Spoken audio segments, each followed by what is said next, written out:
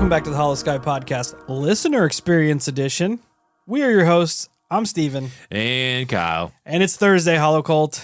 You know what that means. We are going to dive into a listener experience after we get through the business. We are stoked. I've went through the emails and hunted out all of our listeners' experience that we haven't featured yet, and we have a lot. But that doesn't mean stop sending them in. No. Keep sending them over, and I'll get you put on the schedule. Let's keep grinding it. Realistically, we need more. Yeah, hundreds more. Yes. We need all the weird. Thousands. Hundreds of thousands. Yes. But before we get into that, it's business time. So check us out at all our social medias. Facebook, Instagram, YouTube, Twitter, TikTok, Discord, Reddit. Search up the Holosky Podcast and you'll find us. Again, this is our Thursday show, Listener Experiences. Monday's our normal show. Tuesday's the night shift recap. And Wednesday at 8 p.m. Central Time, join us live on YouTube to come and hang out for the night shift, where it's live and it's the night shift. Yes. If you have a listener experience you'd like to send to us that we can feature on a future episode of this very show, Kyle was outside today working on his car, as he usually does, and a Thunderbird swooped down with a small bottle that had a note in it. And the Thunderbird telepathically told Kyle that he needs to share this information with you. Yeah. I'm really confused. I'm struggling with these. I'm confused. It makes me think of I'm a genie in a bottle. You are. Anyways, with that being said, you can submit your story to us. And in order to do that, you need to first write it out or record yourself I'm having trouble now too, with a voice memo app or something of that nature, and shoot it over to the email, which is going to be holoskypodcast@gmail.com. You can call or text the holophone. It's going to be 618-556-0837. You can send us letters. You can send us cool shit. You can send us lots of money to the P.O. Box, which is going to be Holosky Podcast, P.O. Box 145, Fieldon, Illinois, 62031. All this is going to be in the show notes, so if you can't remember it, just go there. That way it doesn't go away. In gold doubloons. That'd be cool. Yes. I'm trying to be a pirate. Yes. If you'd like to support the show, there's plenty of ways to do it. We have a Patreon you can check out.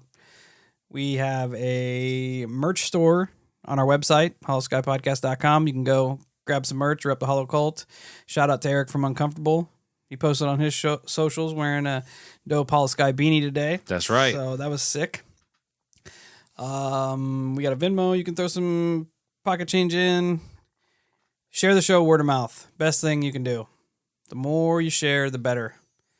The more listeners we get under the umbrella of the Holocult, the more content we can put out. The more karate chopping we can do. The more we can work on the super secret possible documentary that we may be working on at some point. Yeah. Maybe. It'll probably happen. I'll just keep bugging everybody till it does. Yeah, and we're going to do some investigations. I know we keep talking about that, but we are trying to figure out what the best cameras to purchase are, but... That's a tough one there, because I'm not trying to buy bullshit ones. If I don't get into listener experience, people will cry that I didn't get into the listener experience quick enough. This is also true. We're 4 minutes in. We're slacking. So we're going to jump right in. Let's go. Today's listener experience... Nonsense. ...is from our friend... Amanda, titled Lifetime of Weird. All right. Amanda says, "Hello, Steve and Kyle. I just want to take a second before diving in and say thank you for the show and the thought and the effort you put into each and every show. I found your show by listening to the Confessionals podcast and digging into the Egress episode and was hooked. If my encounters interest you, I would love to talk about it on your show. I know you're looking for interviews or more or less show ideas, so I felt maybe it was my time to share. My name is Amanda. I'm 35. I live in southern Utah in a little town called Eagle Mountain. Not as rural as you would think with a name like that. And have lived in Utah the majority of my life. Due to this, all of my encounters are here from Utah. I'm going to start this by saying my encounter started when I was 5. I've seen an alien. I've seen multiple UFOs. I have experienced time loss. I have seen and felt ghosts.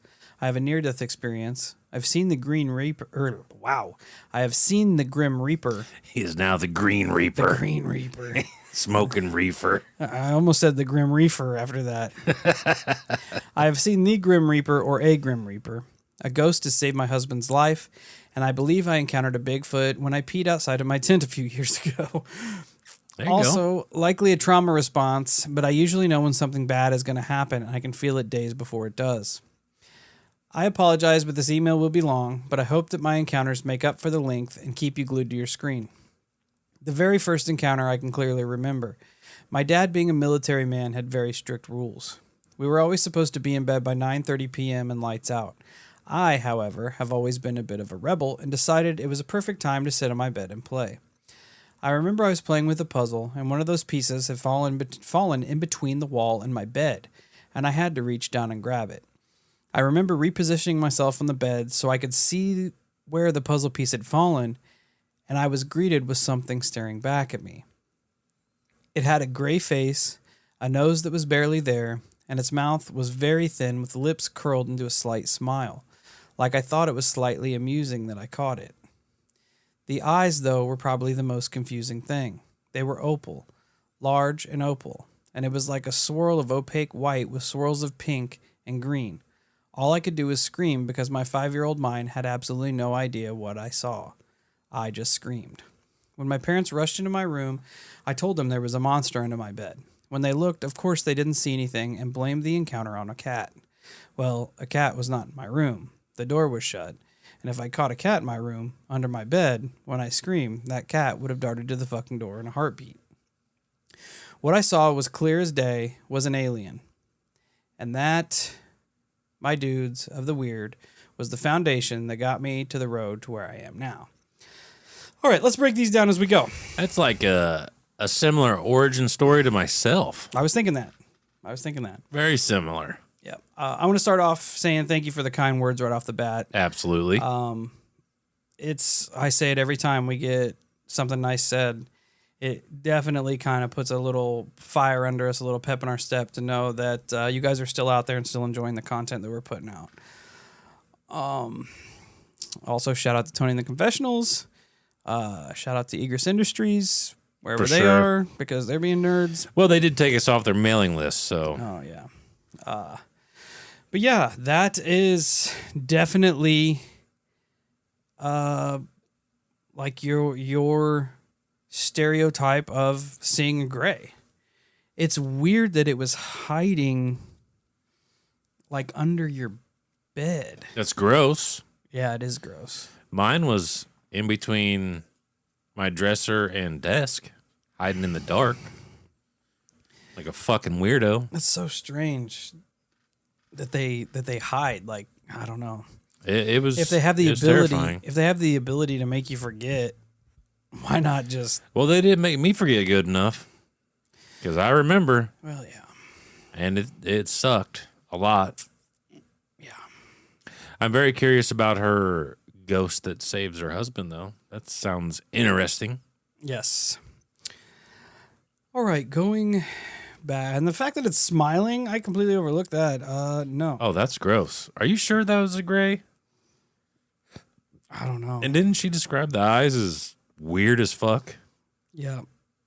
Large and opal with swirls of pink and green. It's almost making itself like cartoonish. Yeah. In my mind. Yeah, to which try we to have make her heard feel better. we have heard reports of. Yeah.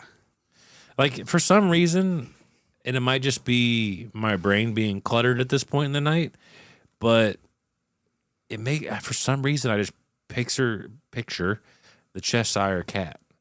Oh yeah, that's creepy. Yeah.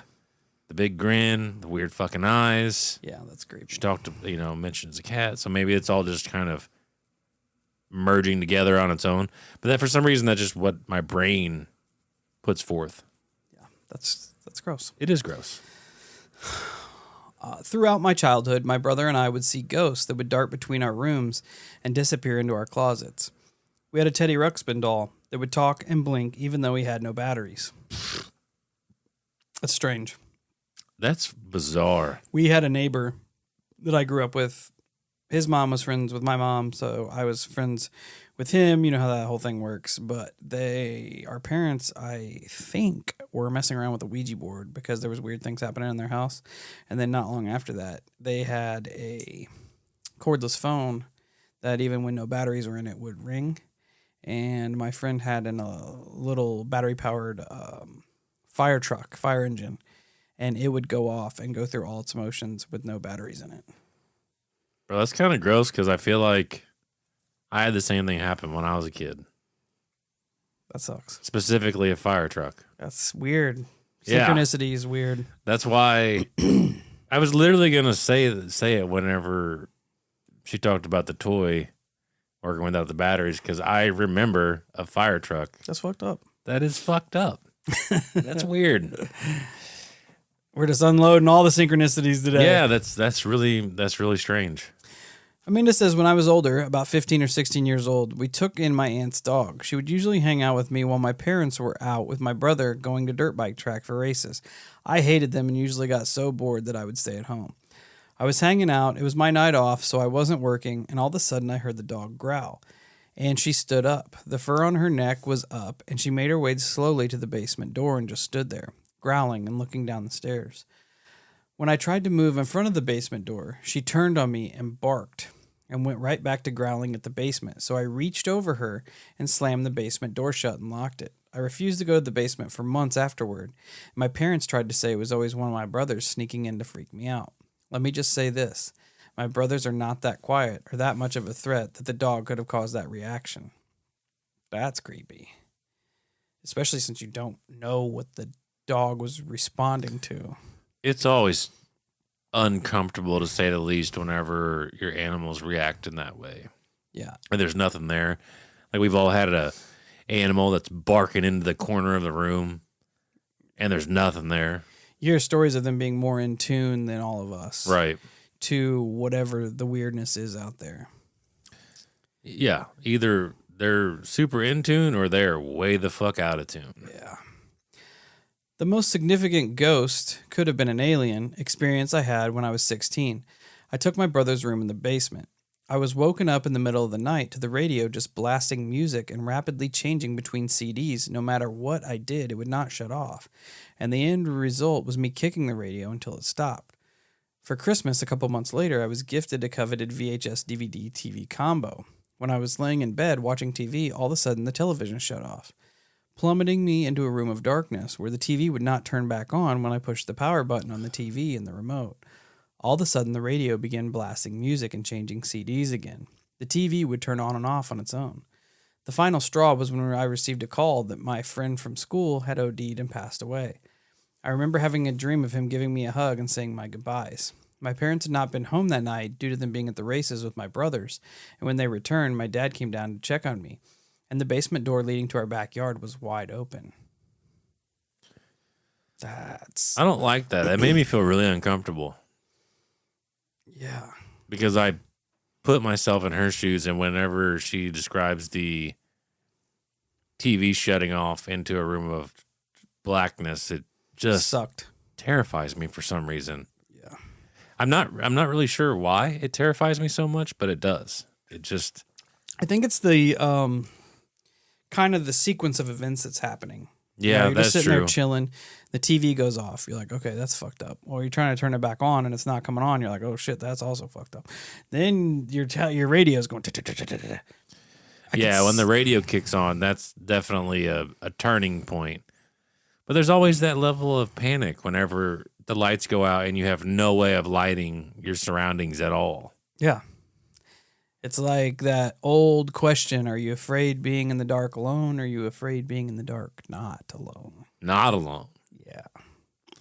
That shit sucks. Yeah. Amanda goes on to say, now, I got married at 18, and during the first part of our married life, my husband and I were living with his 80-year-old grandma to help her out with daily tasks, as she was taking care of her husband at the time, who was in his early 90s. My husband's grandpa built the house we lived in, taking it from a small 2-bedroom house and continually adding on to it as grandma would go out of town to visit her family. This house had something in it. If you were still and quiet, you could hear something walking around in the upstairs bedrooms. I would always see gray feet out of the corner of my eye, or you could feel a slight breeze like something walked past or blew air on your neck. There was always a feeling like something was there just watching you. After a year, we decided it was time to move into our own apartment. I had a dream of a small apartment with an archway to the hall that led to the bathroom and back to the bedroom. My husband and I were huddled in the small kitchen when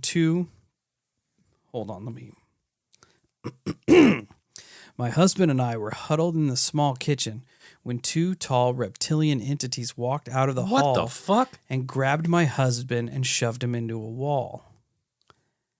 The very next day, we viewed the same exact apartment from my dream and ended up moving into the apartment 2 weeks later. Oh, that was a dream? Yes. Oh, I thought she was saying that really happened. But they ended up moving into the apartment where it took place. That's weird. In that apartment, I saw a red and gold orb in our living room. It always sounded like things were moving around in the living room or kitchen, and it just never felt right. At the time, we had a miniature pincher, and I remember waking up in the middle of the night to find our bedroom door open, the hall light on, and my dog sitting at the end of my bed with her head cocked. I didn't think anything of it. I remember dozing off for a second, only to wake up to find my door shut and the hallway light off. The dog was still sitting on the end of my bed. In that apartment, something took my wedding ring. Quite frankly, something has been fascinated by my wedding rings because all of my replacements have also been taken. As for the UFOs, my husband and I were on our way to Joe's Valley, which is in the Manti-La-Sal National Park here in Utah. This national park spans all the way to Colorado, so it's a huge national park. Every year, my husband's family hosts a family reunion for 1 weekend in Joe's Valley. From where we live, it takes roughly 3 to 3.5 hours to get to the campgrounds. We drive down to Price and then through two little towns called Castledale and Orangeville. Then it takes 30 minutes to drive up the canyon, around the lake, to the campsites. There's literally one road in and out. At this time, I'd never been to Joe's Valley, so this was all new to me. I remember we had just made it around the lake. When I look over at the lake, I see these lights. It literally looked like cars driving around in the canyon. So I asked my husband if Joe's Valley was really busy because it looked like a parade of cars, but they weren't going any further, and that's when I saw the ripples in the lake and realized that what I was looking at was a UFO hovering over the lake. We didn't get to the campground till 11 p.m. It wasn't until we were on our way home that we started putting the timeline together. We left at 5 p.m.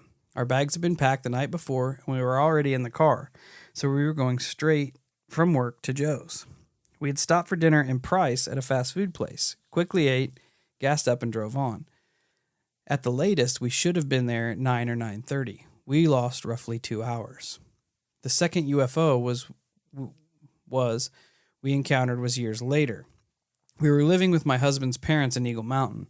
This was before the city expanded. We had gone down to get dinner, and on our way back, I just happened to glance at the quarry, and on the hill looked like a car was parked with its headlights on. It was then that we realized that it was slowly moving over the highway, and it was huge. It was a wedge-shaped craft moving slowly over the highway, making its way to Provo, and went directly over my car. It made no sound. There was no vibration. It just silently made its way. My husband's grandpa had been on the highway the same time and saw it as well. Pure insanity. Everyone but Grandpa tried to brush it off as some sort of military aircraft from Camp Williams, but the next morning there were 3 black helicopters taking the exact same path to Provo as the UFO did. It must have been something unexpected. Anyways, I feel like I shared enough for one email, but feel free to reach out if you want details about the other experiences. I am happy to share. Have a great night or day. Amanda. First off, Amanda, thank you so much for taking the time to share these experiences. Man. It sounds like you got a lot going on. Yeah.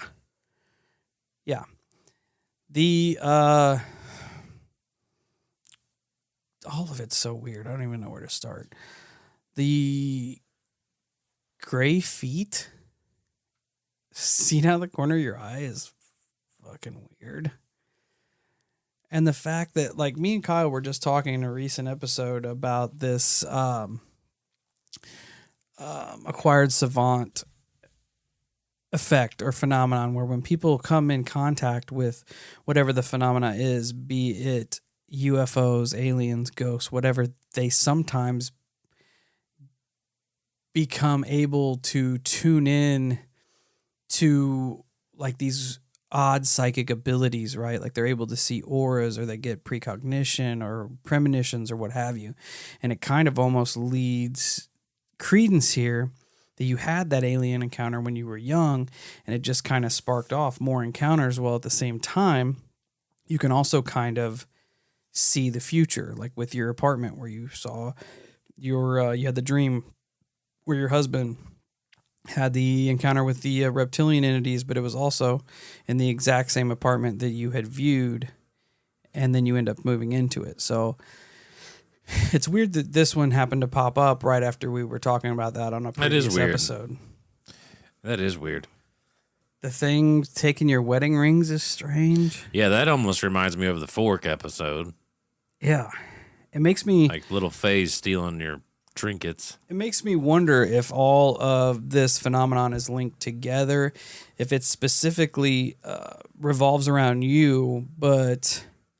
you said like your grandpa had experiences and your husband had experiences, so yeah, the large craft that a lot of your family saw, that would be fucking crazy. I'm always fascinated with the reports of like crafts the size of like city blocks. Yeah. Or it's just, I don't know. It's almost like a alien floating city passing over top of you. It's just, those fascinate the hell out of me. It is, and it leads credence that there's more than one witness, especially within your family. It's weird, man. I wonder if it has to do, does this all take place in essentially, I'm assuming it's kind of essentially in the same area.